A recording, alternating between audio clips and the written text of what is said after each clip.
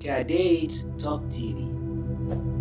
Ku danna subscribe sannan ku danna ƙararrawa domin sani da zarar mun ɗora sabbin shirye-shiryenmu.